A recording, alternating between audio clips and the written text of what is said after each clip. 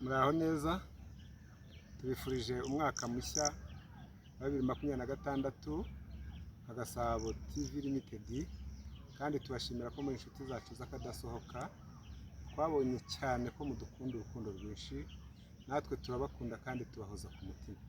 Niyo mpamvu dufite ingamba nshya twifuza kubagezaho muri uyu mwaka wa 2026, imikorere mishya, gahunda nshya, ibiganiro bishya kandi byinshi bibonekera ku gihe kuruta uko mwabonaga mukurikirana izi filime. Tugiye gushyiramo umuvuduko bidasanzwe kugira ngo turusheho kubaba hafi, namwe mukomeze kutuba hafi mukora sabu, mukora share ndetse muduha na comment. Ibiganiro twakoze inama nka timu ngari dukorana ya Gasabo TV Limited, tubona ko turi gukora ku muvuduko utari muto ariko nanone utari muremure cyane. Tugiye rero gushyiramo imbaraga dukora ibiganiro byaba ibya siporo, byaba amateka y'ahantu, amateka y'abantu, inkuru z'abantu cyangwa inkuru z'ahantu, ibyabaye buri munsi, amakuru yaranze umunsi. Ibyo byose tuzajya tubikora ndetse tugerageze turangije byose. Numva kubera ko abantu benshi bakunda n'ijambo ry'Imana, naryo rizajya rinyuraho, kuko nyuma y'imiruho, nyuma y'akazi, nyuma yo kwidagadura, nyuma ya siporo, nyuma yo kureba amafilime nk'uko twari tubisanganywe, tugerekeho n'ijambo ry'Imana, kuko Imana izagenda idushoboza kandi tuzajya dukora kenshi buri munsi. Imana ibaho umugisha. Nk'abakunzi banyu bari basanzwe bareba filime, bashobora kwibaza ati se ntimugiye kugabanya uburyo mwabahaga filime, dore nako ari nacyo mwabamenyereje kureba filime, bakaba bahangayika bagakeka ko mushobora kuba mugiye kugabanya uburyo mwabahaga filime mugashyiraho ibindi bitandukanye cyane na filime. Ese muzabimanaginga gute kugira ngo filime zikomeze zibagereho n'ibyo biganiro kandi bibageraho mu buryo butabahungabanya? Murakoze. Twapanze ukuntu tuzajya tubikora neza. Ubu nimba twarekuraga filime buri munsi, n'ubundi ahubwo nabwo bizakomeza, tuzongeraho akandi kantu gato ku buryo tuzajya turekura filime buri gitondo, yenda ikindi kintu kijyaho kikaba cyajyaho nimugoroba. Ntabwo rero bizabahungabanya, ahubwo icyo dushaka muri iyi minsi ni ukongera umuvuduko wo gukora, kuko turi na benshi, nta kigoye kirimo. Imana ibahe umugisha. Ikindi kibazo, ese nk'umuntu akeneye kubavugisha cyangwa se akaba akeneye nko kugira inyunganizi, yabageraho mu buhe buryo? Cyangwa se afite amakuru, niba muri timu mushobora kuvuga ati ahangaha gutya gutya na gutya na gutya na gutya ibyabaye hirya, akaba hari umuntu ushobora kuba yifuza kuba yavugana namwe, yababona gute? Ese byagenda gute kugira ngo abagereho, niba ari n'amakuru ashoboye gutanga cyangwa se ubufasha ashoboye gutanga, akaba yabinyuza hehe? Hari nimero bakunda gukoresha baduhamagara, 0788 74 72 35, 0788 74 72 35. Batwandikira message, baduhamagara. Hari n'ubundi bufasha ushaka kuduha wabunyuzaho. Kandi mu bintu twapanze nka timu twifuza, ushobora no kuvuga uti ushobora no kubona wamugana amakuru cyangwa ikiganiro, ukavuga uti mu nama no mu buterankunga nk'inshuti ya Gasabo TV Limited, reka mbahamagare mbaganirize aka kantu bagakoreho content, cyangwa se aya makuru bayasangize abanyarwanda ndetse n'abatuye isi muri rusange. Hari umuntu ushobora kwibaza, se ni we munyamakuru wenyine uzakomeza kugaragara kuri iyi televiziyo, cyangwa se hari andi masura mashyashya bazagenda babona? Nicyo ngicyo nacyo cyari ikibazo, kuko abantu bashobora kuba babonye isura yawe cyangwa se bagatekereza ko hari izindi sura, bikaba byabahungabanya. Bateguze nabyo twumve, tumenye uko ibintu bimeze. Twebwe turi timu ngari, icyo tubemereye ni icyo, ariko bazajya babona amasura menshi atandukanye n'abatumirwa, abashyitsi.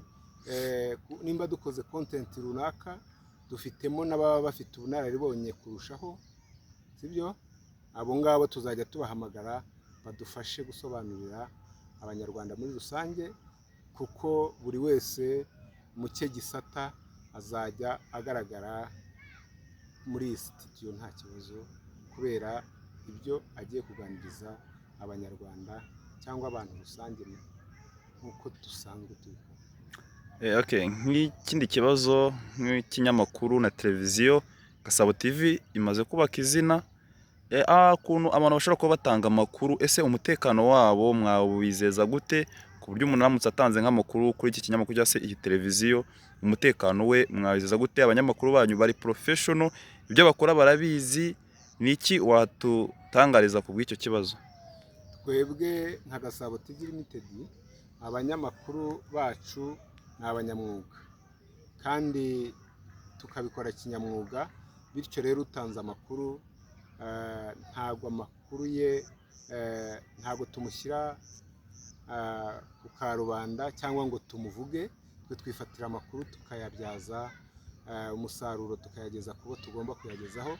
Umutekano we rero uba urinzwe 100%. Turabona ufite agenda, turabona ufite nk'aho wabategura ibintu byinshi, nta kintu watubwira kuri agenda, niba hari agapfundikiye karimo cyangwa se ni dokima zawe nk'umunyamwuga w'umunyamakuru ubisanzwemo, ndetse dore ko usigaye ukina na filime nyarwanda, ni iki watubwira kuri icyo gitabo cyawe, niba hari ikintu duhishiyemo? Hano harimo ibintu byinshi, bimwe nabivuze biriya byose tugiye gukora, umuntu aragenda ategura muri agenda akandika. Uvuze nk'iyo filime nyarwanda twatangiye kwandika mu minsi mike, izaba itangiye kubageraho, ariko abakunda agasobanuye ntibagire ubwoba, tuzabimanaginga byose ku buryo bizajya bibageraho buri wese mu rwe ruhande, nk'uko umutetsi w'umuhanga ateka ibiryo byinshi akarura byinshi, buri wese agafata icyo ashaka, cyangwa ubishoboye akabifata byose, nuko tuzabijera. Imana ibamugisha. Hari ikindi kibazo wenda ushobora kuvuga ati se ko itangazamakuru ry'inaha iwacu ubona ari ibibazo, ese hari abantu muba muhanganye mu kazi ku buryo nyine ushobora gusanga byakwafekita uruhande rumwe na rumwe? Se abakunzi banyu ni iki mwababwira? Hari uruhande muzabogamiraho cyangwa se ni ugukora bisanzwe? Nicyo nacyo ndumva mwakibaganirizaho niba ntacyo bitwaye. Uruhande tuzabogamiraho ushatse kuvuga ngo iki ubwo? Ushobora kuvuga ati tujye twumva nyine nko muri entertainment bavuze ko mugiye kujya mutanga ibiganiro byinshi bitandukanye kuri iyi televiziyo, ugasanga hamwe bagiye mu rwego rwo kugira babone views, ugasanga barimo bashakira mu matiku cyangwa se ugasanga bari gushakira mu bintu biri different n'ibyo bari basanzwe baha abakunzi babo, ugasanga thumbnail bashyizeho ntago ihwanye n'ikintu nyamara baprodinze kuri video. Ese mwebwe ni iki mwababwira? Bizere iki mu bikorwa byanyu? Bizere uwuhe mwimerere? Niba mutazashakira views mu bintu by'amatiku, nabyo biba ari byiza abakunzi banyu baramutse babimenye. Bimwe mu byo bagomba kwizera mu mwimerere w'ibyo tuzabaha, tugamije ko abantu bungurana ubumenyi, bahana ibyo bafite badatukana badatongana, bakigishanya bagahana ubuhamya, kandi bakananezerwa mw'iyo mikino yose, bakamenya n'ibyaho batabashije kugera. Ariko burya no mu muco wacu ntago gutukana byabamo, dore ko turanasenga, turi abakirisitu. Ni ibintu byo kugira ngo mu kuganira, mu kungurana inama, ariko zubaka sosiyete nyarwanda, pana kugenda basenyana.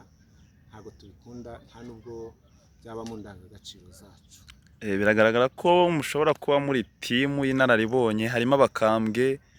Reka twizere neza ko abakunzi banyu ndetse n'abafana banyu bazakomeza kugenda babona ibintu by'umwimerere nk'uko mubasezeranyije cyane, kandi nabo tubahaye rugari. Bashobora no kujya batwandikira mu makomenti cyangwa bakanaduhamagara bakatubwira bati mwadukoreye iki,